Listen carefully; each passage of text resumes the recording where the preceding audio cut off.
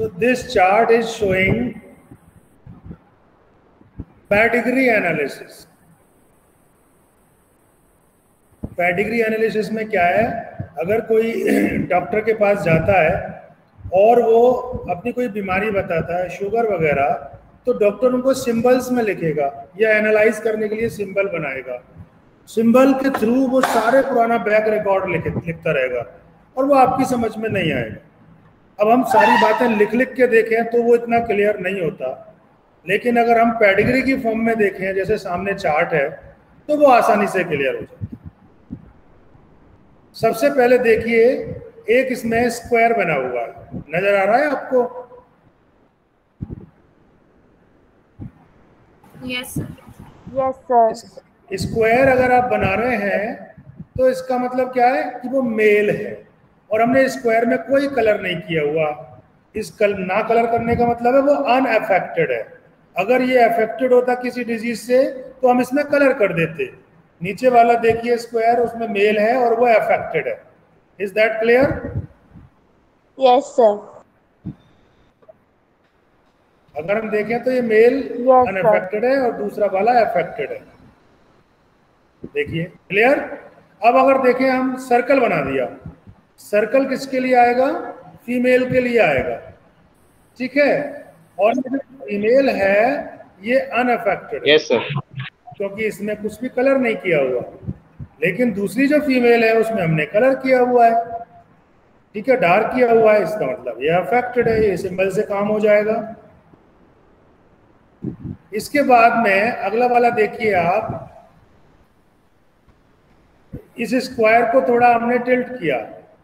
अगर ऐसा बना रहे हैं तो अननोन सेक्स है, यानी हमें नहीं मालूम मेल है या फीमेल है।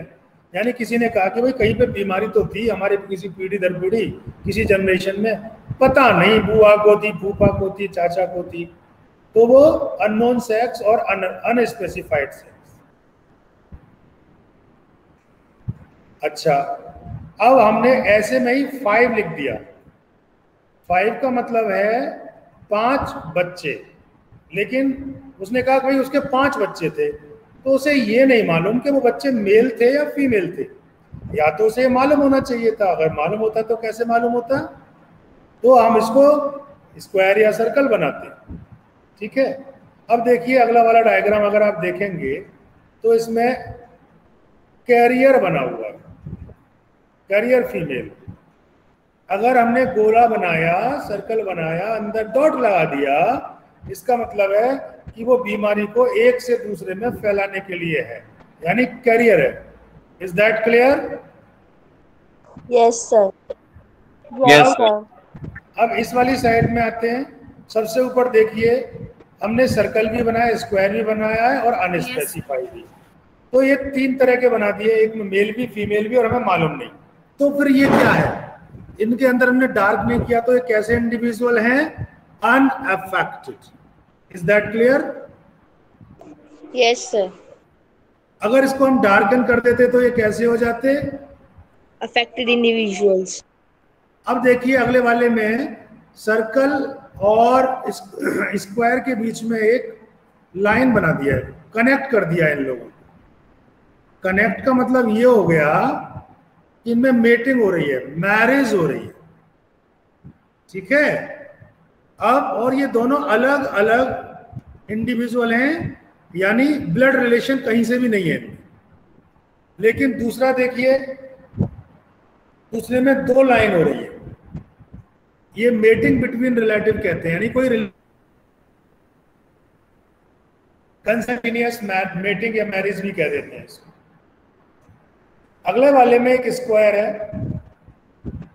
एक सर्कल है, और दोनों को ही क्रॉस कर दिया एक लाइन से, यानी जो बच्चे हुए थे उनकी डेथ हो गई। Is that clear? Yes sir.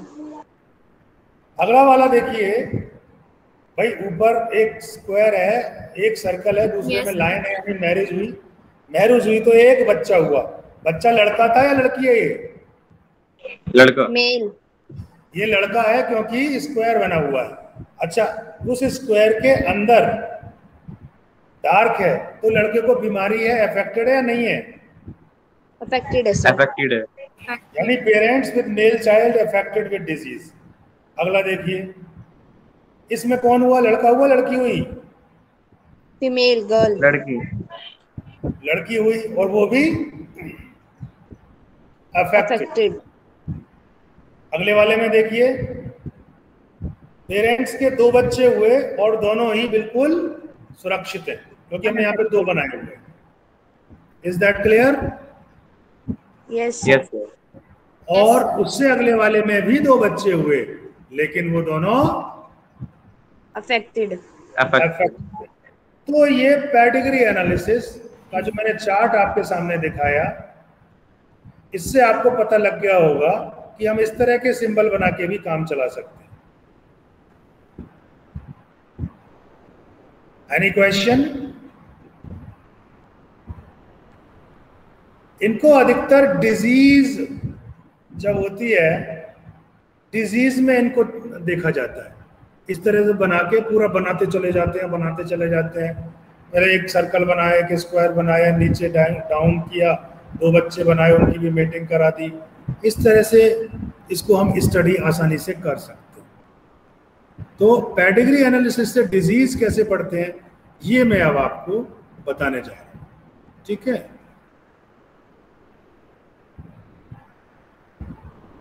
तो इसमें जो कुछ खास सिंबल हैं, ये तो देखो पुराने हैं। अभी आपने सीखा जैसे normal female, normal male, sex unspecified, number of children वगैरह वगैरह।